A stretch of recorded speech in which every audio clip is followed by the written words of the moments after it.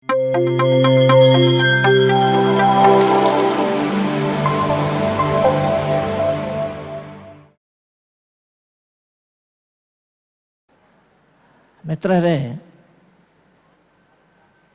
ಇವತ್ತಿನ ದಿನ ನಾವೆಲ್ಲರೂ ಕೂಡ ಸೇರಿ ಅದ್ಭುತವಾದಂತಹ ಆತ್ಮಜ್ಞಾನದಿಂದ ಧ್ಯಾನ ವಿದ್ಯೆಯನ್ನು ಕಲಿತು ನಮ್ಮ ಜೀವನವನ್ನು ಪಾವನ ಮಾಡಿಕೊಂಡಿದ್ವಲ್ಲ. ಇದರ ಹಿಂದೆ ಕತೆ ನೋಡಿದರೆ ಸುಮಾರು 1997 ವರ್ಷದಲ್ಲಿ ನವಂಬರ್ ತಿಂಗಳಲ್ಲಿ ಅವರು ಪತ್ರಿಜಿಯವರು ಕರ್ನಾಟಕಕ್ಕೆ ಪ್ರಥಮವಾಗಿ ಬೆಂಗಳೂರಿಗೆ ಬಂದಿದ್ದಾಯಿತು. ಅವ್ರನ್ನ ಮೊದಲಿಗಾಗಿ ಭೇಟಿ ಮಾಡಲಿಕ್ಕೆ ನನ್ನ ಅದೃಷ್ಟ ಅಂತ ಹೇಳ್ಕೊಳ್ಬೋದು. ಸೊ ನನ್ನ ನಂಬರ್ ಅವರೆಲ್ಲರೂ ಕೂಡ, ನಾನು ಕರ್ನೂಲಿಂದ ಬೆಂಗಳೂರಿಗೆ ಉದ್ಯೋಗ ರೀತಿಯಲ್ಲಿ ಬಂದಿದ್ದೆ. ನಾನು ಇಲ್ಲಿ ಕೆಲಸ ಮಾಡ್ತಾಯಿದ್ದೆ. I was working in telephone department. ಆದರೆ ಕರ್ನೂಲಿನಿಂದ ನಮ್ಮ ಒಂದು ನೆಂಟರು ಅವರೆಲ್ಲರೂ ಕೂಡ ಬಂಧುಗಳು, ಅವರು ಈ ಸಾರಿಗೆ ಕರ್ನೂಲಿನಲ್ಲಿ ಪಿರಮಿಡ್ ಆಗಲೇ ಬಂದಿತ್ತು. ಕರ್ನೂಲಿನಲ್ಲಿ ಆಂಧ್ರದಲ್ಲಿ ಎಲ್ಲ ಕೂಡ ಚೆನ್ನಾಗಿ 10 ವರ್ಷದಿಂದನೇ, ಅದಕ್ಕಿಂತ ಮುಂಚೆ ಧ್ಯಾನ ಪ್ರಚಾರ ಎಲ್ಲ ಕೂಡ ಪತ್ರಿಜಿ ಜೊತೆಯಲ್ಲ ಎಲ್ಲನೂ ಹಾಕ್ತಾ ಇರ್ತಿತ್ತು. ಅಲ್ಲಿಂದ ಆಂಧ್ರದಿಂದ ಕರ್ನಾಟಕಕ್ಕೆ ಪ್ರಥಮವಾಗಿ ಬೆಂಗಳೂರಿಗೆ ಬಂದಿದ್ದಾಯಿತು. ಆವತ್ತಿನ ದಿನ ನನಗೆ ಯಾರೋ ಒಬ್ಬರು ಫೋನ್ ಮಾಡಿ, ಇಲ್ಲ ಈ ಥರ ಸ್ವಾಮೀಜಿ ಅವರು ಬರ್ತಾ ಇದ್ದಾರೆ ಅನ್ನುವ ಮಾತು ನನಗೆ ಸೇರಿಸಿದರು. ಅಲ್ಲಿಂದ ಕರ್ನಾಟಕ ಒಂದು ಶಕ ಶುರುವಾಯಿತು. ಆವತ್ತಿನ ದಿನ ನಾನು ಅವ್ರನ್ನ ಭೇಟಿ ಆದಿದ್ದ ಸಮಯ ಆ ರೀತಿಯಾಗಿತ್ತು. ಅವರು ಮಾತುಗಳಲ್ಲಿ 2-3 ಮಾತುಗಳನ್ನು ಕೇಳಿದ ಕೂಡಲೇ ಇಷ್ಟೆಲ್ಲ ಕೂಡ ವಿದ್ಯೆಗಳೆಲ್ಲ ಓದ್ಕೊಂಡು ಬರ್ತಾ ಇದ್ದಾರೆ, ಆದರೆ ಅಸಲಸಿಸಲಾದಂತಹ ವಿದ್ಯೆ ಅಂದರೆ ಏನೋ ಗೊತ್ತಿಲ್ಲ ಜನರಕ್ಕೆ ಅನ್ನುವಂಥದ್ದು ಅವರು ನನಗೆ ತಿಳಿಸ್ಕೊಟ್ರು. ಯಾಕಂದರೆ ನಾನೆಲ್ಲ ಆಫೀಸ್ನಲ್ಲಿ ಇರ್ತಾಯಿದ್ದೆ. ಒಂದು ದೊಡ್ಡ ಆಫೀಸು ಪೊಲ್ಯೂಷನೆಲ್ಲ ಇತ್ತು. ಅವರು ಹೇಳಿದ್ದೇನಂತಂದರೆ, ವಿದ್ಯೆ ಅಂದ್ರೇ ಗೊತ್ತಿಲ್ಲ ಯಾರಿಗೂ. ಆವತ್ತಿನ ದಿನ ಇದೇ ಚರ್ಚೆ ಆಯಿತು. ಅದರ ಮುಂಚೆ ಅಫ್ಕೋರ್ಸ್ ನನಗೆ ಯಾಕೆ ಬಂದರು, ಏನು ಕತೆ ಇದೆಲ್ಲನೂ ಹೇಳಿದರು. ಅದೆಲ್ಲ ನಂತರ ಅವರು ತಿಳಿಸಿದ್ದು ಏನಪ್ಪ ಅಂತಂದರೆ, ವಿದ್ಯೆ ಅಂದ್ರೇ ಜನಕ್ಕೆ ಗೊತ್ತಾಗ್ತಾ ಇಲ್ಲ ಅಂತ ಅಂದರು. ಅವರದಿಂದ ಪ್ರಥಮವಾಗಿ ನನಗೆ ತಿಳಿದು ಬಂದಿದ್ದೇನಂತಂದರೆ, ವಿದ್ಯೆ ಅಂತಂದರೆ ಆತ್ಮವಿದ್ಯವೇ ವಿದ್ಯಾ. ಉಳಿದಿದ್ದು ಎಲ್ಲ ಕೂಡ ಪದಾರ್ಥಗಳ ಜ್ಞಾನವೇ, ವಸ್ತು ಜ್ಞಾನವೇ ವಿದ್ಯೆ ಅಲ್ಲ. ಅದು ವಸ್ತು ಜ್ಞಾನ, ಅದು ಒಂದು ನಾಲೆಡ್ಜ್ ಅಂತ ಇರ್ತದೆ, ಸಮಾಚಾರದ ಒಂದು ಬಣ್ಣ ಅಷ್ಟೇ. ಅದರಲ್ಲಿ ಬುದ್ಧಿ ಎನ್ನುವುದು ಇರೋಂಗಿಲ್ಲ ಅನ್ನೋದು ಅರ್ಥ ಆಯಿತು. ಅಂದರೆ ಏನು, ಅಷ್ಟು ತನಕ ನಾವೆಲ್ಲ ಓದ್ಕೊಂಡು BA MA ಎಲ್ಲನೂ ಓದ್ಕೊಂಡು ಆ ಪರೀಕ್ಷೆ ಈ ಪರೀಕ್ಷೆ ಎಲ್ಲನೂ ಮಾತಾಡಿಕೊಂಡು ಎಲ್ಲನೂ ನಾವೆಲ್ಲ ವಿದ್ಯಾಧಿಕರು ಅಂತ ಅಂದ್ಕೊಂಡು ಇದ್ದಂತಹ ಕಾಲ. ಆ ಸಮಯದಲ್ಲಿ ಈ ರೀತಿಯಾಗಿದ್ದಂತಹ ಒಂದು ಪಾಠ ಸಿಕ್ತಲ್ವ, ಅದರಿಂದಲಿಂದ ನನ್ನ ಜೀವನ ಬದಲಾವಣೆ ಆಯಿತು. ಆವತ್ತಿನಿಂದಲೇ ಬ್ಯಾಂಗ್ಳೂರ್ ಪಿರಮಿಡ್ ಸ್ಪಿರಿಚುವಲ್ ಸೊಸೈಟೀಸ್ ಅನ್ನುವುದು ಒಂದು ಸೊಸೈಟಿನ ನಾವು ಸ್ಟಾರ್ಟ್ ಮಾಡಿದ್ವಿ. 1997 ನವಂಬರ್ನಲ್ಲಿ ಈ ಒಂದು ಧ್ಯಾನ ವಿದ್ಯಕ್ಕೆ, ಈ ಒಂದು ಪಿರಮಿಡ್ ಧ್ಯಾನ ಜಗತ್ತಿಗೆ ಕರ್ನಾಟಕದಲ್ಲಿ ಶುರುವಾಯಿತು ಆವತ್ತಿನ ದಿನ. ಅಲ್ಲಿಂದ ಕ್ರಮೇಣ ಸುಮಾರು 2008 ತನಕ ಈ ಪಿರಮಿಡ್ ವ್ಯಾಲಿ ಕೆಲಸ ಸ್ಟಾರ್ಟ್ ಮಾಡಿದ್ದು. We have thrown this pyramid valley open to the public in 2008. 1997ಲಿಂದ 2008 ಅಂತಂದರೆ 10 ವರ್ಷ ಕಾಲ. ಅದರ ಹಿಂದೆ ಕತೆ ನಾನು ಹೇಳ್ತಾ ಇದ್ದೀನಿ ನಿಮಗೆ. ಹಿಂದೆ ಕತೆ ನಾವೆಲ್ಲರೂ ಕೂಡ ಪತ್ರಿಜಿಯವರು ಒಂದೊಂದು ಕಡೆಯಿಂದ ಒಂದೊಂದು ಸ್ಟ್ರೀಟ್ನಲ್ಲಿ ಒಂದೊಂದು ಆಡಿಟೋರಿಯಂನ ಬುಕ್ ಮಾಡಿ ಪತ್ರಿಜಿ ಜೊತೆಯಿಂದ ಅವರ ಒಂದು ಸಂದೇಶವನ್ನು ನಾವು ಕೇಳಿಕೊಂಡು ಬರ್ತಾಯಿದ್ವಿ. ಆ ಒಂದು ಅರೇಂಜ್ಮೆಂಟ್ಸ್ ಎಲ್ಲ ಕೂಡ ನಾನೇ ಮಾಡ್ತಾಯಿದ್ದೆ. ಬೆಂಗಳೂರೇ ಅಲ್ಲ, ಎಲ್ಲ ಕರ್ನಾಟಕ ಎಲ್ಲ ಕೂಡ ಸುತ್ತಾಡಿ ಅಡ್ಡಾಡಿ ಎಲ್ಲ ಕೂಡ taluk head quarters up to Belgaum up to ಗೋವಾವರೆಗೆ ನಾವು ಪತ್ರಿಜಿ ಜೊತೆಯಲ್ಲಿ ಈ ಒಂದು ಧ್ಯಾನ ಯಾತ್ರವನ್ನು ನಡೆಸಿದ್ದಾಯಿತು. ನನ್ನ ಜೀವನ ಆದ ರೀತಿಯಾಗಿ ಆಯಿತು. ಅಂದಲಿಂದ ಬರ್ತಾ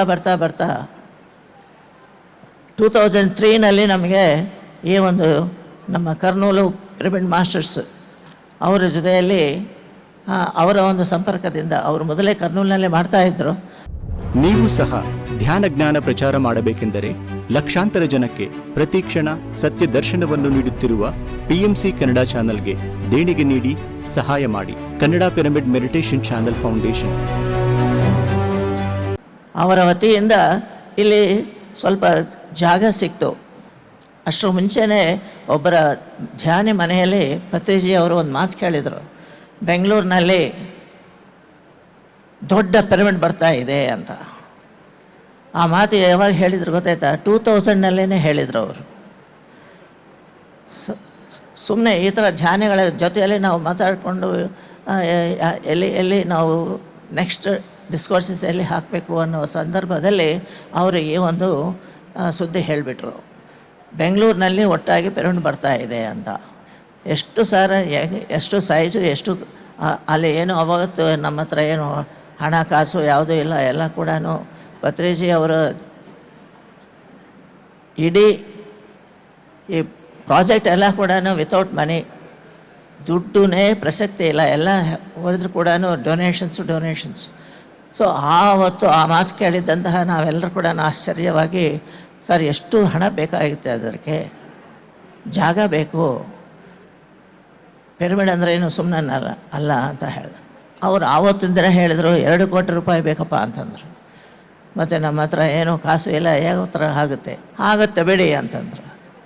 ಈ ರೀತಿಯಾಗಿ ಅವರು ಹೇಳಿದ್ದಂತಹ ಒಂದು ಮಾತು 2003ನಲ್ಲಿ ನಿಜವಾಯಿತು. ಅವರು 2000ನಲ್ಲಿ ಹೇಳಿದರೆ ಈ ಮಾತು. 2 ವರ್ಷ ಕಾಲದ ನಂತರ ಈ ಒಂದು ಜಾಗ ಸಿಕ್ಬಿಡ್ತು. ಅದು ಹೆಂಗೆ ಬಂತು ಅನ್ನೋದು ಅದುವೇ ಈ ಒಂದು ಆತ್ಮದ ಒಂದು ಎಲ್ಲರ ಜೊತೆಯಲ್ಲಿ ಇರುವಂತಹ ಒಂದು ಆ ಶಕ್ತಿ ಸ್ವರೂಪವಾಗಿ ಕಾರ್ಯಕ್ರಮವನ್ನು ತಗೊಂಡು ಬಂದಿದೆ. 10 ವರ್ಷ ಕಾಲ ಕರ್ನಾಟಕದಲ್ಲೆಲ್ಲನೂ ಕ್ಲಾಸಸ್ ನಡೆಸಿ ಆಯ್ತಲ್ಲ, ಎಲ್ಲರೂ ಕೂಡ ಸಮಾಚಾರ ಸಿಕ್ಕಿದೆ. ಸೊ ಎಲ್ಲರ ಒಂದು ಮನಸ್ಸಿನಲ್ಲಿರುವಂತಹ ಆ ಒಂದು ಆಶಯ ಅನ್ನೋದು ಈ ಒಂದು ಕಾರ್ಯರೂಪದಲ್ಲಿ ಬಂದುಬಿಟ್ಟು 2003ನಲ್ಲಿ ಇದರಿಗೆ ಶಂಕುಸ್ಥಾಪನೆ ಕೂಡ ಆಯಿತು. ಅಂದಲಿಂದ ಮತ್ತೆ ಸುಮಾರು 5 ವರ್ಷ ಕಾಲ ಎಲ್ಲರೂ ಕೂಡ ಧ್ಯಾನ ಕ್ಲಾಸ್ಗಳು ಮಾಡೋದು, ಮತ್ತು ಈ ಒಂದು ಹಣವನ್ನು ನಾವು ಏರ್ಪಾಟು ಮಾಡಬೇಕಲ್ವ. ಮೊದಲಿಗಾಗಿ ನಮಗೆ ಶ್ರೇಯಾಂಸ್ ಅವರು ಮೊಟ್ಟ ಮೊದಲ ಕಾಣಿಕೆ ನೀಡಿದರು, 5 ಲಕ್ಷ ರೂಪಾಯಿ ನೀಡಿದರು. ಆವತ್ತಿಂದ ನನಗೇನು ನೆನಪಿದೆ, ಆವತ್ತು ಮಾಡಿದಂತಹ ಒಂದು ಕಾರ್ಯಕ್ರಮದಲ್ಲಿ ಅಲ್ಲಿಂದ ಶುರುವಾಯಿತು. ಸೊ ನಾವು ಒಂದು ಎಲ್ಲ ಪ್ರಣಾಳಿಕೆಗಳು ಯಾವ ರೀತಿಯಾಗಿ ನಾವು ನಿಧಿಯನ್ನು ನಾವು ಸಂಕರಿಸಿಕೊಳ್ಳಬೇಕು. ಆವಾಗ ಲೈಫ್ ಮೆಂಬರ್ಶಿಪ್ ಎಲ್ಲ ನಾವು ಪ್ಲ್ಯಾನ್ ಮಾಡ್ಕೊಂಡ್ವಿ. ಒಬ್ಬರೊಬ್ಬರಿಗೆ ಇಷ್ಟಿಷ್ಟು ಹಣ ಅಲ್ಲಿಗೇನೆ ಆಂಧ್ರದಲ್ಲಿ ಸಾಕಷ್ಟು ಧ್ಯಾನ ಗೊತ್ತಾಗಿ ಅವ್ರಿಗೆ ಈ ಒಂದು ಪಿರಮಿಡ್ ಕಟ್ಟಲಿಕ್ಕೆ ಉತ್ಸಾಹ ತೋರಿಸ್ತಾ ಇದ್ದರು. ಪತ್ರಿಜಿ ಅಂದರು, ಆಂಧ್ರ ಕರ್ನಾಟಕ ಧ್ಯಾನಿಗಳು ಕೂಡಿ ಮಾಡುವಂತಹ ಕೆಲಸ ಇದು ಅಂತಂದರು. ಅಂದಲಿಂದ ಆಂಧ್ರದಿಂದ ಕೂಡ ಎಲ್ಲರೂ ಧ್ಯಾನಿಗಳೆಲ್ಲ ಕೂಡ ಇಲ್ಲಿ ಬಂದು ಸಹಕಾರ ನೀಡಿದರು. ಮತ್ತು ನಮ್ಮ ಕರ್ನಾಟಕ ಜನತೆಯಲ್ಲಿ ಕೂಡ ನಾವು ಪ್ರತಿಯೊಂದು ಮನೆಗೆ ನಾನಾಗಿ ಹೋಗಿ ಲೈಫ್ ಮೆಂಬರ್ಶಿಪ್ ಎಲ್ಲ ಕೂಡ ವಸೂಲು ಮಾಡಿಕೊಂಡು ಎಲ್ಲ ರೀತಿಗಳಾಗಿದ್ದಂತಹ ಕ್ಲಾಸ್ನಲ್ಲಿ ಈ ಒಂದು ಹಣ ಸೇರ್ಪಡೆ ಮಾಡ್ಕೊಂಡು ಬಂದ್ವಿ. ಅದರ ಜೊತೆಯಲ್ಲಿ ಕೂಡ ದಾನಿಗಳು ಎಷ್ಟೋ ಜನರು ಸುಮುಖರಾಗಿ ಬಂದುಬಿಟ್ರು. ಅದು ನಡೆದೇ ಹೋಯಿತು. ಒಂದು 5 ವರ್ಷದ ಕಾಲ ಈ ಒಂದು ಕಟ್ಟಡ ನಡ್ಕೊಂಡು ಬಂತು. ಆವಾಗ 2003ನಲ್ಲಿ ಮತ್ತು ಚಂದ್ರಶೇಖರ್ ಅವರು ಮತ್ತು ಇವರೆಲ್ಲರೂ ಕೂಡ ಸಾಗರ್ ಕೂಡ ಅವರಲ್ಲಿ ಸೇರಿದರು. ಸೊ ಈಗ ಇಲ್ಲಿ ಮಾಡುವಂತಹ ಕಾರ್ಯಕ್ರಮಗಳಿಗೆ ನಾಂದಿ ಆ ರೀತಿಯಾಗಿ ನಾವು ಕೆಲಸ ಮಾಡಿದ್ದಾಯಿತು ಅಂತ. PMC ಕನ್ನಡ ಚಾನೆಲ್ ಅನ್ನು ಲೈಕ್ ಮಾಡಿ, ಶೇರ್ ಮಾಡಿ, ಸಬ್ಸ್ಕ್ರೈಬ್ ಮಾಡಿ ಮತ್ತು ಮಾಡಿಸಿ. ಎಲ್ಲರಿಗೂ ಧನ್ಯವಾದಗಳು.